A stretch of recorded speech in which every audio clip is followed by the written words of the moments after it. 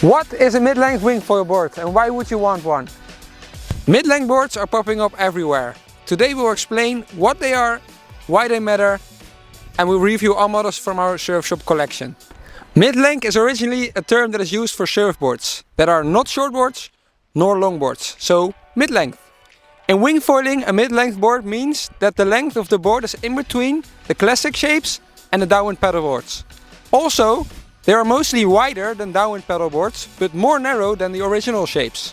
The main advantage of riding these mid-length boards is that it's easier to generate speed before taking off. Why?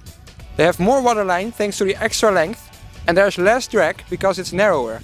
Less drag means more glide. There are a lot of differences in length, width and bottom shape of the boards in our collection that are defining the performance and accessibility of the shape. Watch till the end to find out which board is the most accessible and which board has the best performance. We are comparing the boards in the same volume range to have the best comparison. We will compare the shapes in sizes between 94 and 105 liters. Let's start with the length. The longest board is the Slingshot Lasercraft with 7 foot. This is the longest board in our collection, which means it has the highest board speed. Most efficient board in light wind to start. The shortest board in our collection is the Duotone Skybrid. It comes in 100 liters with 5 foot 10, making the board the shortest from our mid-length board collection. So now we're gonna have a look at the width of our boards. The F1 Rocket Wing mid-length comes in at 20 inch and is the narrowest board in our collection. Next to this we have the Slingshot board, which comes in 20.5 inch, and the North and the Appletree are 21 inch. The widest board in our collection is the Duotone Skybrid, which comes at 23.5 inch. This makes this the board most stable when floating on the water, but it's also creating the most drag on the water. There's always a compromise in the width of the board. The narrower the board is, the more efficient it will glide, so the easier you will take off. But on the other hand, it will also be less stable when floating on the water. A wider board gives more stability when floating on the water, but there's more drag, so it will release from the water a bit less fast compared to a narrow board. So now we're gonna have a look at the bottom shapes of the boards. As you can see here, the Duotone board has a very flat bottom shape with a slight double concave in it. This flat bottom shape makes the board very stable when floating onto the water, but there's also more contact with the water when creating forward speed, so there's slightly more drag in the board.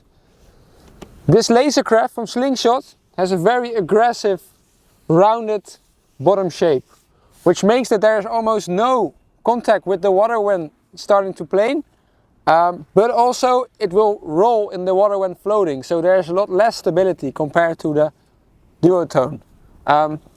There's a compromise. The flatter the bottom shape is and the sharper the rails are, the more stability you will have, but also the more drag.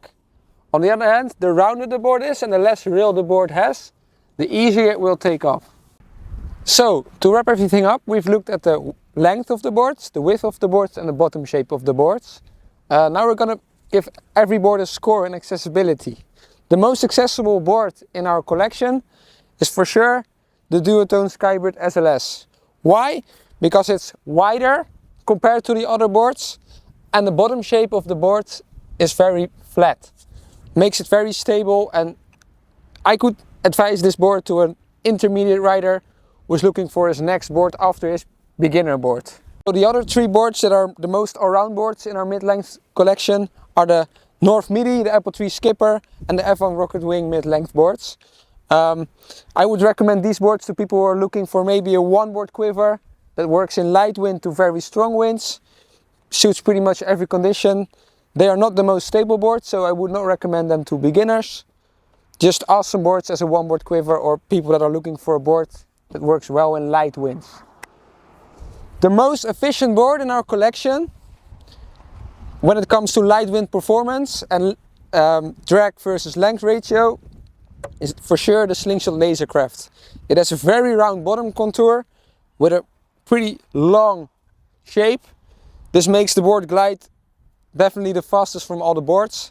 The disadvantage of this added length is that it will be harder to turn in strong winds, and it's not as all-round as the boards in this collection. Definitely not a beginner friendly board. So are you keen to try out one of these amazing mid-length boards? All these boards are test boards, and we do have many more available in our test center at Surfshop Natural High on the Brouwersdam. We're open 7 days a week from 9 to 6. You can try these boards whenever fits, whatever fits your schedule. We're here to help you. Please pass by at the Brouwersdam. See you in the shop.